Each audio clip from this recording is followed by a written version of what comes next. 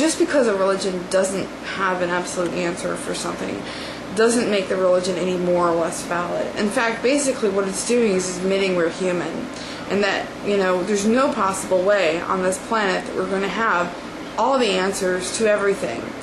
I think I mentioned in the video that it's really not that important to us what happens when we die. We focus on what happens while we're alive. And really, no book can tell us what's going to happen to us after we die. We don't know that. And so just because you claim to have an absolute answer doesn't mean you're absolutely true. Fact is, we don't know.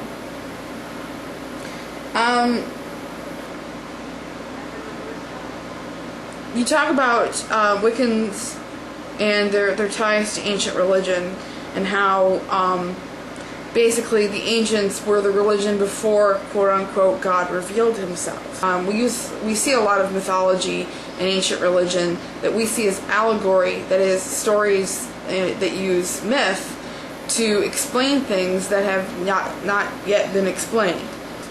Well, a lot of people rejected that revelation, so to speak, that quote-unquote revelation. I don't really believe that it was. And that's why a lot of Christians really had to spread that religion by the sword. It was not, and I'm not saying that pagans were light and friendly back then, because we all know that the pagans killed the Christians and then the Christians killed the pagans. So, but basically it was a convert or die type situation. And, some pagan religions were like that too, and some were a little more liberal. But you act as if there's no logical reason to question the Bible, and there's many logical reasons to question the Bible. First of all, it's scientifically unsound. The science that we know and adhere to today, granted that might be theory, but, theories are theories because there's evidence to back them up, and they can be, tested. It's not just a hypothesis, it's a theory.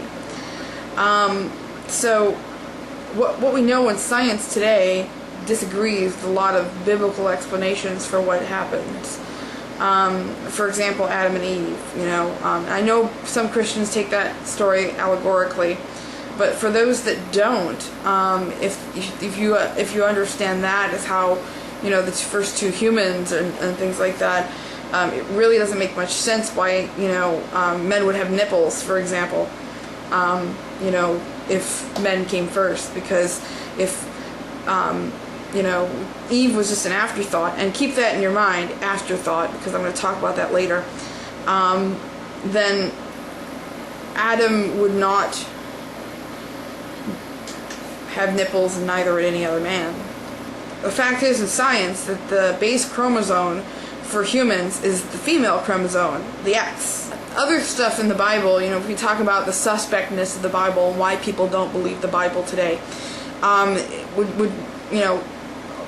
lot of it is because of Constantine and his motives for why he put the Bible, and got the Nicene Council together, and, his motives for doing that. Well, in a previous video I talked about it a little bit more, but there was an adversary to Constantine that was taking over other parts of the Roman Empire, and Constantine was trying to gain control. This other emperor had a lot of the pagan control. Constantine had a Christian mother, and was therefore trying to get this growing amount of Christians behind him in a unified fashion. What better way to do that than to put them behind a unified code within their religion? Just like Wicca now, which has a lot of people believing it in way different ways because it's a new religion. Christianity was the same way. Many people had different beliefs of what Christianity actually was before the Nicene Creed, and people still do.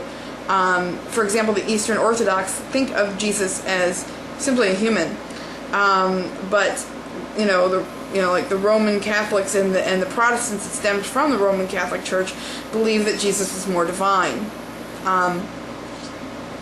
So, that was one of the things that they set forth within the Nicene Council, and which is one reason why many Christians today still say the Nicene Creed. And they threw out a lot of material. let's be, you know, a lot of things, and there's also a lot of contradictions in the Bible. You know, just Google contradictions in the Bible, and you'll find a ton of them.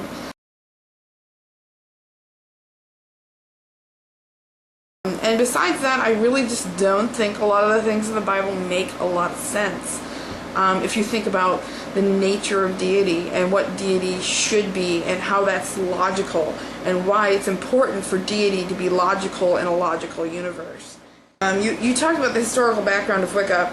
Well, you obviously correlate it to the ancients like we do, you know, and that's obviously a lot of it. The historical background of Wicca goes into Gerald Gardner and his research into things like James Frazer and Charles Leland and their research. So it's a bit of anthropology and looking backwards that way, but also looking forwards into new occult movements like Theosophy and Thelema and their philosophies as well.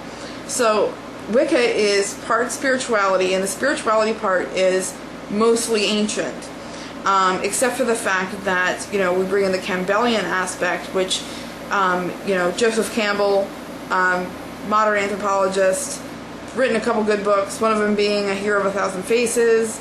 That book, you know, basically talks about the archetypes of deity throughout Europe that are so similar.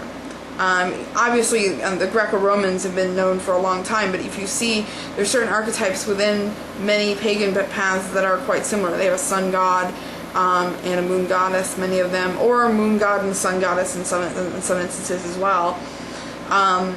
But a trickster deity and you know, gods of fertility and goddesses that have to do with childbirth and things like that, and those all have a lot of the same characteristics as well. So in Wicca, you will see a lot of people, you know, who will just call the goddess, and then put a different face on the goddess depending on what archetype of the goddess that they're looking for. And there's others that will revere one or many pantheons because they see them as interchangeable because of the Campbellian philosophy.